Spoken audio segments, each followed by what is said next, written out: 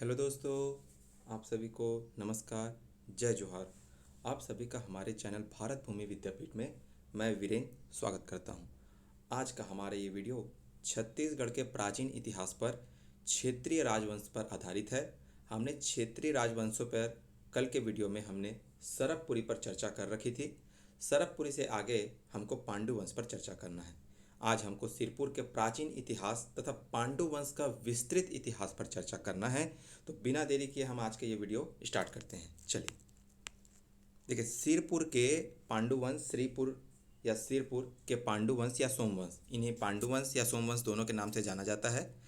तो थोड़ा सा हम इनके बारे में देखते हैं कि क्षेत्रीय राजवंश जो सरकपुरी वंश हुआ, सरकपुरी वंश के समाप्ति के बाद दक्षिण कौशल क्षेत्र में पांडु वंशियों ने अपनी वर्चस्व स्थापित की।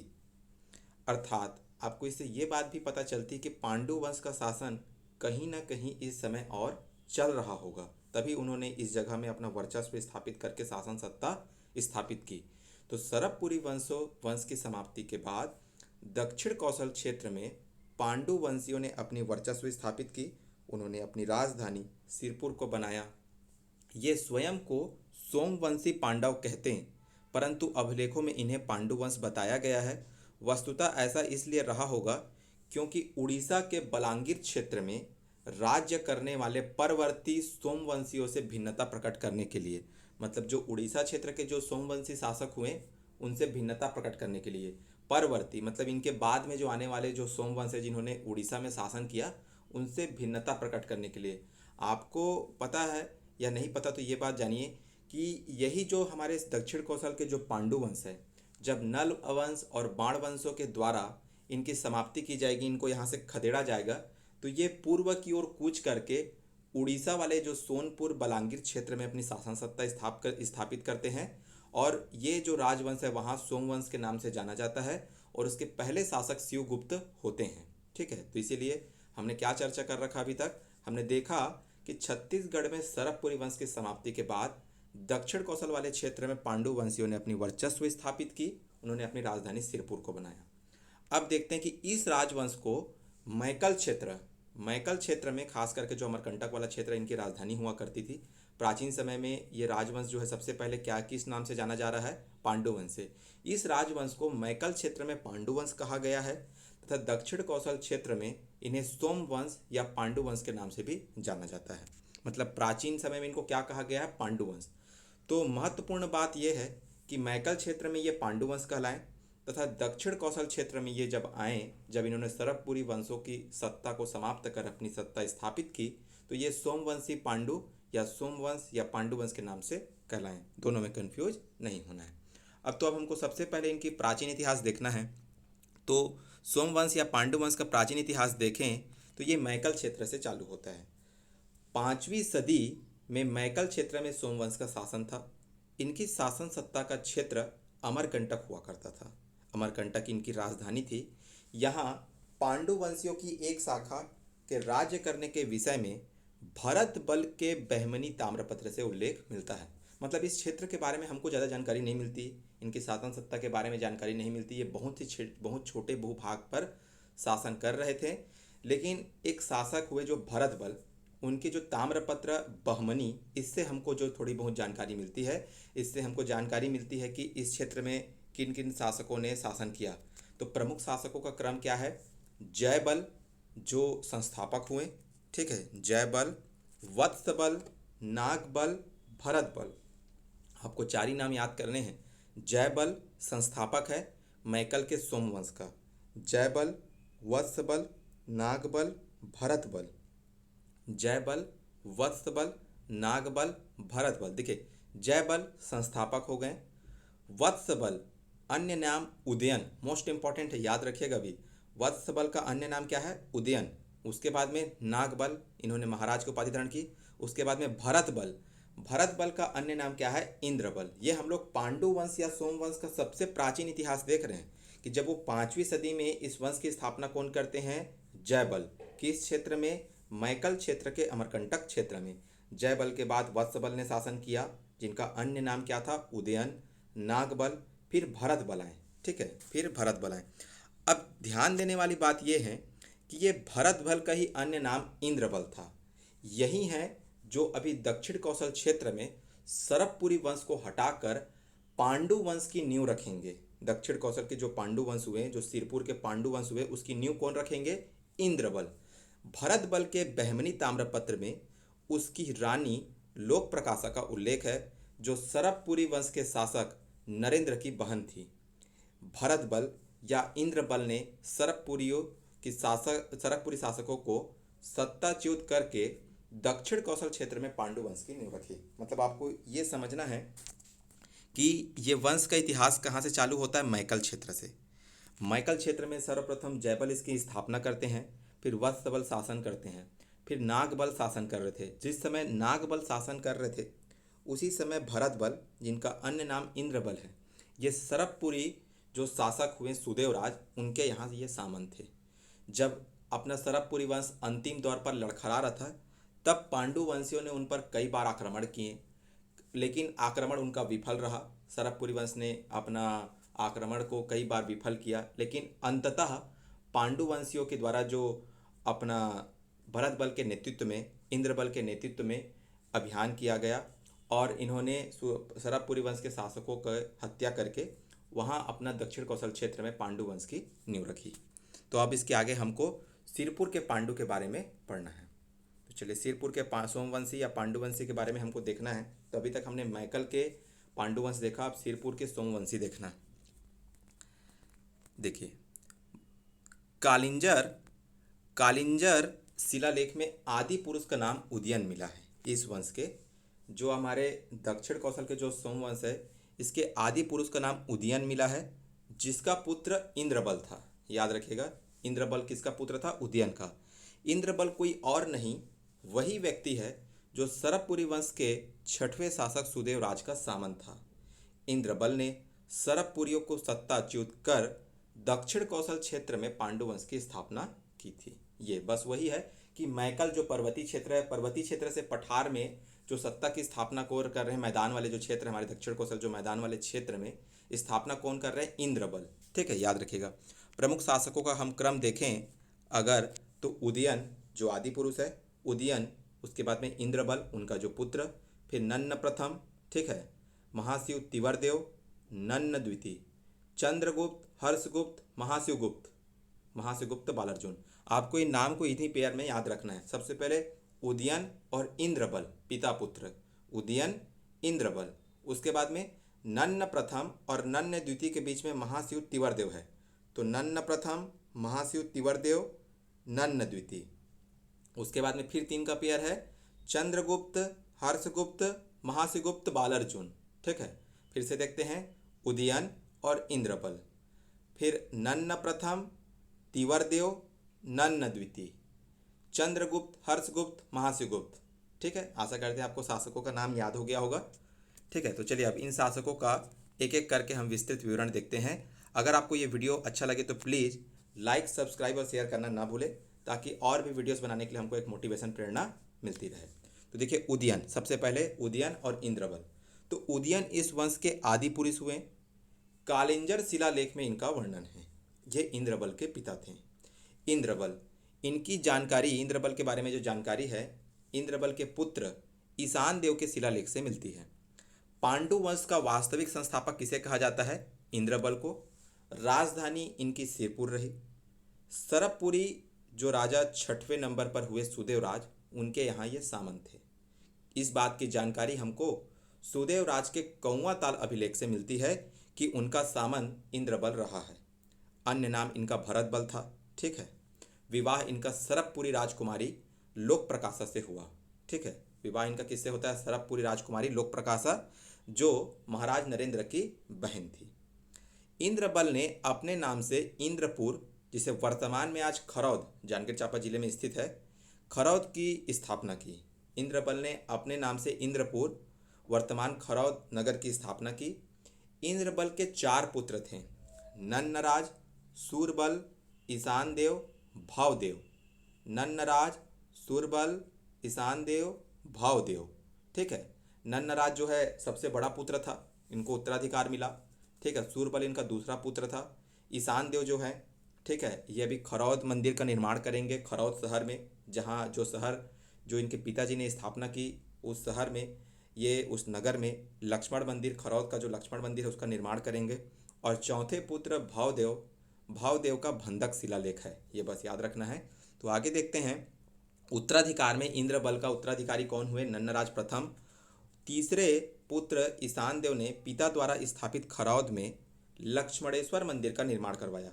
अब आप कंफ्यूज नहीं होंगे कि खरौद शहर की स्थापना या इंद्रपुर की स्थापना किसने की? इंद्रबल ने। और खरौद जो नगर है वहाँ का जो खरौद का लक्ष्मणेश्वर मंदिर का निर्माण किसने किया? तो ईशान देव। अब आगे आते हैं नन्न प्रथम। नन्न प्रथम के बारे में आपको याद रखना है कि इंद्रबल का सबसे बड़ा पुत्र, उत्तराधिकारी, अपने 3 शेष भाइयों में सूरबल, ईशान देव, भवदेव, 3 शेष भाइयों को मंडलाधिपति के रूप में स्थापित किया, क्योंकि इसी काल में पांडु वंश का विस्तार बहुत बड़े भूभाग पर हो चला था, इसीलिए अपने भाइयों को मंडलाधिपति के रूप में स्थापित किया।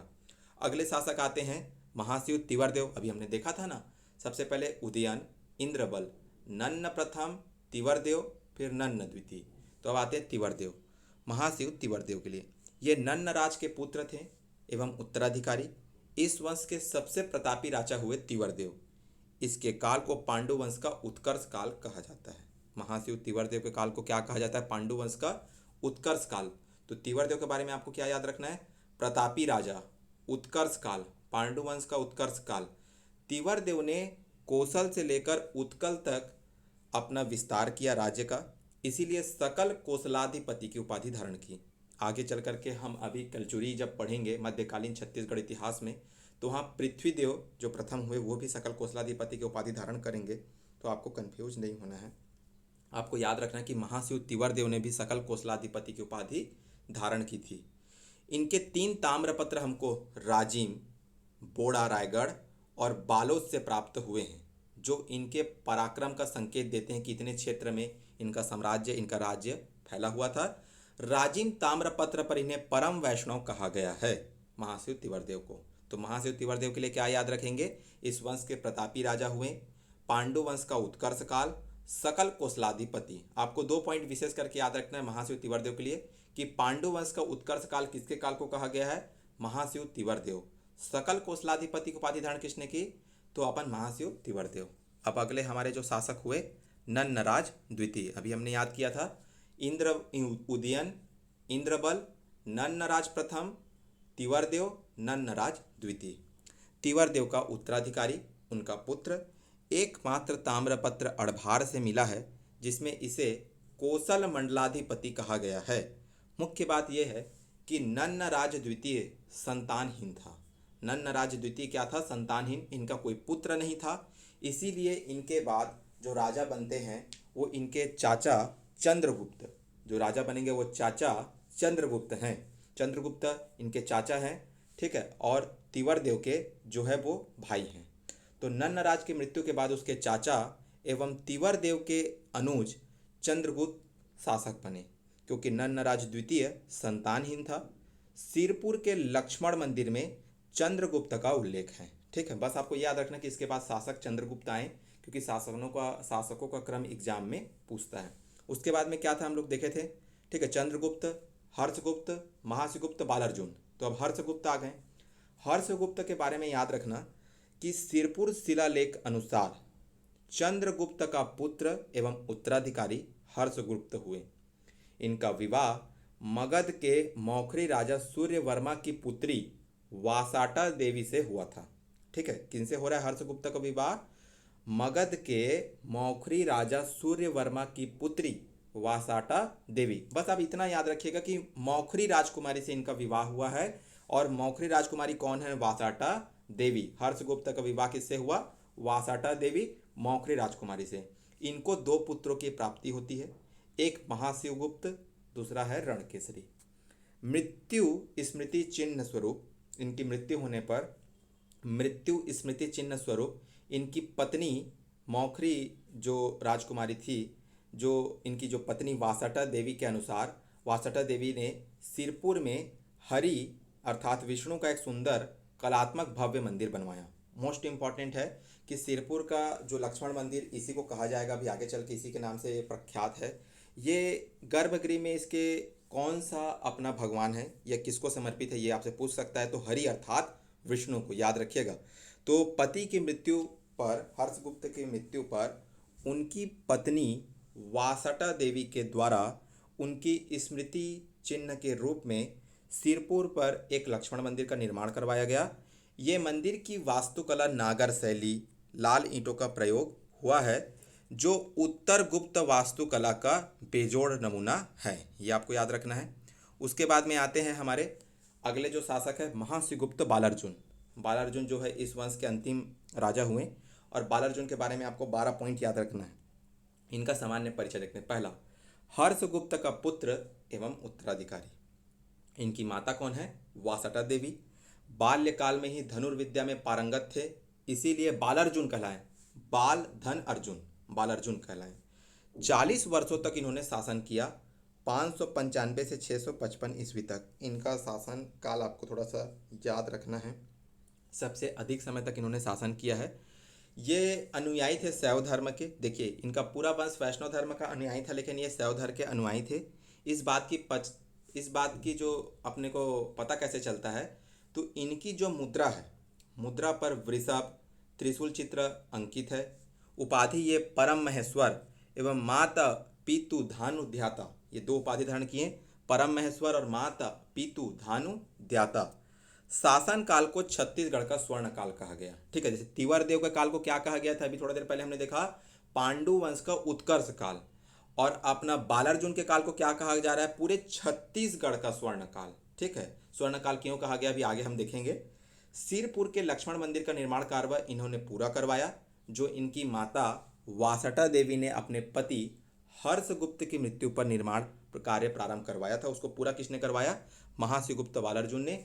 वहीं से इनके 27 ताम्र पत्र मिले हैं सिरपुर से ही, जिनका अध्ययन अपने विष्णु ठाकुर, इतिहासकार हमारे विष्णु ठाकुर और रमेंद्रनाथ मिश्र ने किया है। याद रखेंगे इनका नाम भी। आगे देखते हैं, महासिगुप्त बालार्जुन के समय चीनी यात्री हेनसांग ने सिरपुर की यात्रा की। ठीक है, चीनी यात्री हेनसांग ये हमारे छत्तीसगढ़ आए। 639 ईस्वी में सिरपुर की यात्रा की। सिरपुर की यात्रा करने के दौरान इन्होंने जो इनकी रचना है, उस रचना में कौशल राज्य के लिए इन्होंने कौशल ना लिखकर अपने भाषा में कियास्लो लिखा। इन्होंने यहाँ महाशिवगुप्त बालार्जुन के द्वारा बनाए गए बौद्ध विहार स्तूप, बुद्ध की प्रतिमा का वर्णन किया है। ठीक है, यहाँ चैत्य विहारों का वर्णन किया है।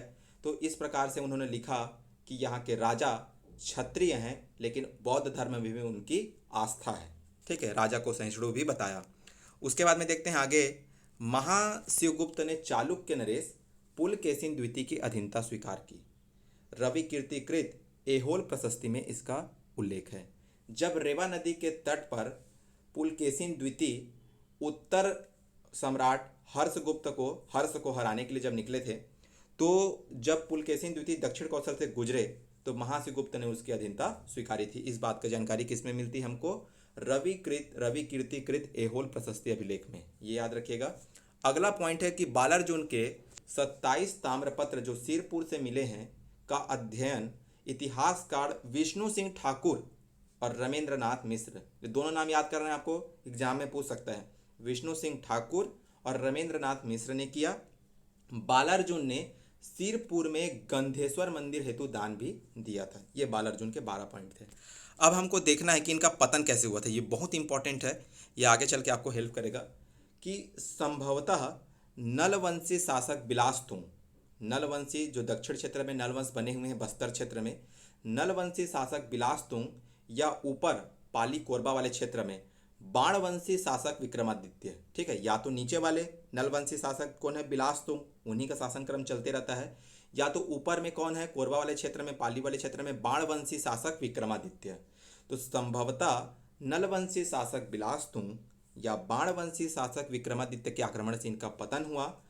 पांडु वंशियों पूर्व की ओर उड़ीसा के क्षेत्र में जाना पड़ा, जिससे पांडु वंशियों को पूर्व की ओर उड़ीसा के क्षेत्र में जाना पड़ा, जहां इन्होंने सोमवंश नाम से राज्य स्थापित किया और इसके पहले शासक शिवगुप्त हुए और यही आगे चल के उड़ीसा के सोमवंश कहलाएं। याद रखिएगा कि जो ये दक्षिण कौशल क्षेत्र के पांडु वंश को खदेड़ा गया, तो ये उड़ीसा क्षेत्र में जा करके यही जो पांडु वंश के जो लोग थे उन्होंने वहाँ पर अपना सत्ता स्थापित की, शासन स्थापित की, और पहले शासक हुए शिवगुप्त।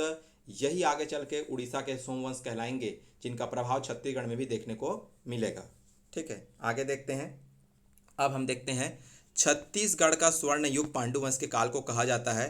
महाशिवगुप्त बालार्जुन के समय को क्यों कहा जाता है, इसको देखते हैं। दक्षिण कौशल में सोमवंशी या पांडुवंशी शासकों का काल 6वीं शताब्दी का स्वर्ण युग कहलाता है। 6वीं शताब्दी का जो काल है वो स्वर्ण युग कहलाता है। पांडुवंशी शासकों में विशेषकर महाशिवगुप्त बालार्जुन का शासनकाल धर्म, स्थापत्य कला, सांस्कृतिक विकास के चरमोत्कर्ष पर रहा है, क्योंकि इसका वर्णन चीनी यात्री हेनसांग के द्वारा उनकी रचना पे देखने को मिलता है। क्योंकि आपको यहाँ पर धार्मिक सहिष्णु, यद्यपि इनका धर्म शैव धर्म था, लेकिन इन्होंने वैष्णव धर्म को प्रश्रय दिया, जैन को, बौद्ध को, अर्थात महाशिवगुप्त बालार्जुन की ये धार्मिक सहिष्णुता का परिचायक है। स्थापत्य कला में आप देखेंगे तो तिवरदेव बौद्ध विहार, पद्मपाड़ी बौद्ध विहार, सुरंग टीला, लक्ष्मण मंदिर, राम मंदिर जैसे प्राचीन बहुत ही कलात्मक अपना स्थापत्य का निर्माण इन्होंने करवाया था। सांस्कृतिक विकास भी इस क्षेत्र में चरमोत्कर्ष में रहा था, इसीलिए इस काल को स्वर्ण काल के नाम से जाना जाता है, महाशिव तिवरदेव के टाइम को। ठीक है, पांडुवंशियों का अगर धर्म की बात करें तो पांडुवंशी शासकों का धर्म वैष्णव था। ये वैष्णव धर्म के अनुयायी थे, क्योंकि इनकी मुद्रा पर गजलक्ष्मी एवं परम भागवत की उपाधि धारण करने का वर्णन मिलता है। लेकिन महाशिवगुप्त बालार्जुन का काल धार्मिक सहिष्णु एवं सद्भाव का चरमोत्कर्ष काल रहा, क्योंकि बालार्जुन शैव मत के अनुयायी होने के साथ साथ भी ये अपने बौद्ध धर्म, वैष्णव धर्म को प्रश्रय दिया, उनके लिए भी कार्य किए, उनके लिए भी निर्माण कार्य किए, स्थापत्य बनवाए। ठीक है, तो ये याद रखिएगा। इस कारण इस काल को क्या कहा जाता है, तो अपना छत्तीसगढ़ का स्वर्ण काल। अब आता है बाणवंश और पाली का शिव मंदिर। बाणवंश, ये वही बाणवंश जिन्होंने अभी इस क्षेत्र विशेष में, दक्षिण कौशल क्षेत्र में शासन कर रहे अपना पांडुवंश को या सोमवंश को यहाँ से खदेड़ने, यानी कि इनकी शासन सत्ता समाप्ति में इनका योगदान रहा। तो बाणवंश के बारे में हम देखें तो बाणवंश का शासन आपको 9वीं शताब्दी के आसपास देखने को मिलता है। 9वीं से 10वीं शताब्दी में इनका शासनकाल रहा है। इनका सर्वप्रथम योगदान और सर्वप्रमुख योगदान क्या रहा कि पांडुवंश की सत्ता को समाप्ति में, हमने अभी देखा ना कि दक्षिण कौशल क्षेत्र के पांडुवंश को संभवतः नल वंश के बिलास्तु या पांडुवंश के विक्रमादित्य ने खत्म किया, तो इसीलिए इनका भी योगदान रहा। संस्थापक कौन है बाणवंश के? महामंडलेश्वर मल्लदेव। राजधानी क्या है इनकी? पाली। प्रमुख शासक इनके हुए विक्रमादित्य। ये विक्रमादित्य इस वंश के संस्थापक महामंडलेश्वर के पुत्र थे। 9वीं सदी में विक्रमादित्य ने पाली में शिव मंदिर एवं पाली का प्रस्तर मंदिर का निर्माण करवाया। ठीक है, ये है पाली का शिव मंदिर या प्रस्तर मंदिर। ठीक है, याद रखेंगे, प्रस्तर मंदिर या पाली का शिव मंदिर का निर्माण किसने करवाया था? तो बाणवंशीय शासक विक्रमादित्य ने। उसके बाद में देखते हैं इस वंश का विशेष। बाणवंशी शासकों ने संभवतः दक्षिण कौशल अर्थात सिरपुर के पांडु जो सोमवंश को बिलासपुर क्षेत्र से हटाया, अभी हमने देखा था, परंतु कालांतर में त्रिपुरी के कलचुरी शासक शंकरगढ़ द्वितीय ने विक्रमादित्य को पराजित कर इस वंश को समाप्त कर दिया। ठीक है, मतलब कलचुरियों के आक्रमण से इस वंश का समाप्ति हो गया। और कलचुरी में भी कौन है? त्रिपुरी के कलचुरी शासक शंकरगढ़ द्वितीय ने, ठीक है, विक्रमादित्य को पराजित कर इस वंश की समाप्ति कर दिया। तो आज का हमारा ये वीडियो यहीं तक था। इसके आने वाले वीडियो में हम जो उड़ीसा के सोमवंश और फड़ी नागवंश को कवर करेंगे। उड़ीसा के सोमवंश और फड़ी नागवंश को देखेंगे कि उनके द्वारा स्थापत्य, उनका शासन सत्ता, उनके शासकों का क्रम। अगर आपको आज का ये वीडियो अच्छा लगा होगा तो प्लीज़ लाइक करिए, सब्सक्राइब करिए और शेयर करिए। तो आज के लिए इतना ही। जय हिंद, जय भारत, जय छत्तीसगढ़, धन्यवाद।